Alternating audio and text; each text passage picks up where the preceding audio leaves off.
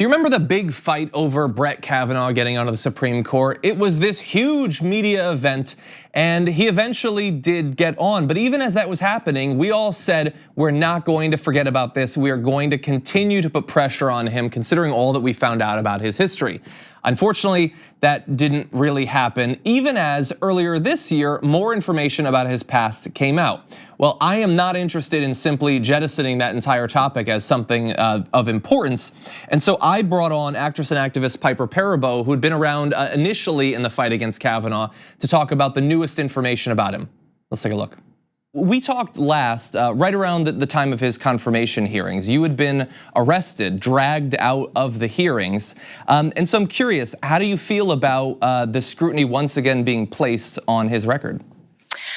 I'm happy about it. I think that there wasn't a thorough FBI investigation the first time around, and this is what happens when we don't do our jobs properly, then we have to go back and fix it all. So I'm glad that there are people calling for an investigation and an impeachment inquiry. I think that's the right thing to do. Yeah, so I mean, we're sort of fast forwarding quite a bit from the last conversation that we had. And I mean, I remember thinking after the hours of testimony and then Susan Collins' speech, when he got on, I thought, you know what? Please let's hope that this does not simply become normalized, that people will pay attention to it. And largely, it seems like that didn't happen. I'm curious, at the time, did you think that by this point there would have been a more serious reckoning for Brett Kavanaugh? I mean, I was so heartbroken after the Susan Collins speech when she said she would vote to confirm him. And she said in her speech that she thought by voting to confirm him, it would, bring people together and unite the judiciary. And I don't think that's happened. I didn't really know what was gonna happen. I feel like we don't have a process in place for this when there are allegations of wrongdoing brought against a judicial nominee, especially in the Supreme Court. And so one of the good things about having an FBI investigation into this, whatever the result, is that maybe we could have some guidelines so that we don't have to do this kind of make it up as we go along version the next time something comes up. Yeah. And so, look, I know that you've been doing research on the impeachment process, and a number of presidential candidates on the Democratic side now support his impeachment, or at least an investigation that could lead to his impeachment. Now, some people respond to that by saying, might be divisive, similar to when they talk about impeaching Donald Trump, that it could hypothetically hurt the Democrats in 2020. What do you think about that concern? I disagree with that concern. I think that you don't run a government based on what might happen to a candidate in the future. You stand up for what you believe in. You make sure that we have lawful process and people have confidence in the justice system, and you stand up for values like telling the truth. And when people come forward with allegations of wrongdoing, we trust that our law enforcement agencies will investigate that. Whatever, people say, oh, you don't want to go for impeachment because of Kavanaugh or Trump, because McConnell will never let it come to the floor for a vote. But what McConnell does is up to him. I elected my representatives to be a voice for me in this government, and I think we should investigate allegations of wrongdoing. Exactly, yeah, I sort of get, I guess, why people would say, well, if it can't get to where we need it to be, why go along that path at all? But I feel like, first of all, our elected representatives have a constitutional responsibility. They can't necessarily assure the outcome, but they can assure the process. And also, I worry so much about setting a precedent where if the Republicans, especially thanks to the way the system is set up that benefits them in places like the Senate, that there will just be no consequences whatsoever. Yeah, and I want to see people on the record. If we could actually get to if allegations are found to be factual and we get to a place where we're having a vote for impeachment on the Senate floor, I want everyone's vote to be known. I want you to be on the record for how you're dealing with this, and not you just don't get a pass because we're too afraid to look at the truth. You've been involved in this since the very beginning, fighting for scrutiny and perhaps consequences for Brett Kavanaugh.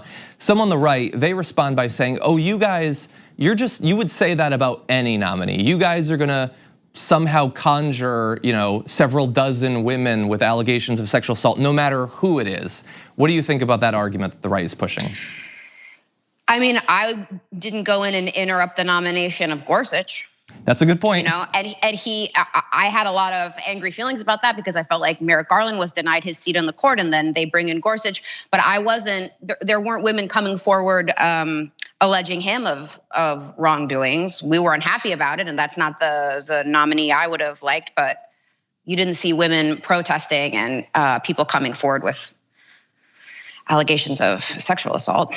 Yeah, that's a great point. And you would expect that was only a couple of years ago. People should be able to remember that. Not to mention the fact that, of course, George W. Bush got 2 people on the Supreme Court. The Democrats weren't inventing sexual assaults back then either.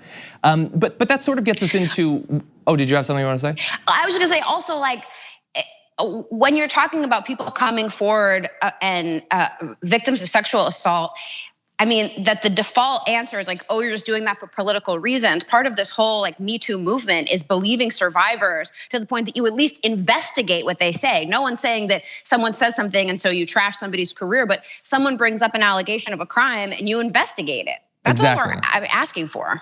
Yeah, exactly. And the claims that some of these women are doing it, they're just doing it for self-interested reasons. Yeah, like with hindsight, we can totally say that Christine Blasey Ford, she's really benefited from being dragged through the national media. This has been a big winner for her in terms of publicity and money. I mean, it's just absurd. I mean, she has nothing to gain, which is obvious from the result. And this woman that Max Stier, the claims that came out in the New York Times over the weekend that Max Stier brought up, and the woman who says she doesn't remember, I mean, part of me thinks, of course you don't remember. Why would you say anything about this after what you've seen happen to Christine Blasey Ford? Yeah, let alone the fact that she might have blocked the memory. That's often a thing that happened. That doesn't mean that it didn't happen. But again, an investigation would get to that, but they don't. Exactly. They don't want that.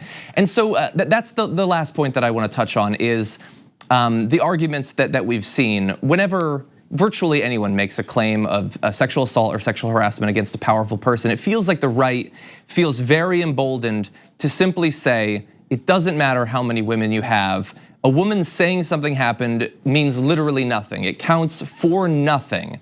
And so what do you think about, if you agree, I don't want to speak for you, but the precedent being set where a woman's testimony is effectively not important? Well, I mean, that's what's happened with this case. And I just feel like as a woman who's watching my government and my judicial system, part of why I don't like this president is because women have come forward with claims of sexual assault over and over again. And it's starting to feel like it's starting to feel like isn't, extreme, but it feels like our voices don't matter. Our allegations aren't listened to. Our bodies aren't safe. I mean, that's why I stood up. It's really hard to continue to be silent. Of course. So I'm not. Of course, and especially considering that for any woman, but especially a woman very much in the public eye, to do so means that you will be attacked constantly. I appreciate you doing that, Piper.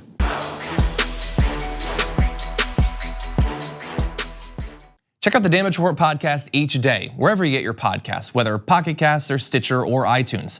You can join me as I give you the news and stories you want, with a range of co-hosts and interview guests jumping in on the fun each day. Again, that's the Damage Report, wherever you get your podcasts. And if you get them at iTunes, don't forget to rate and review. Sometimes I'll read them live on the show.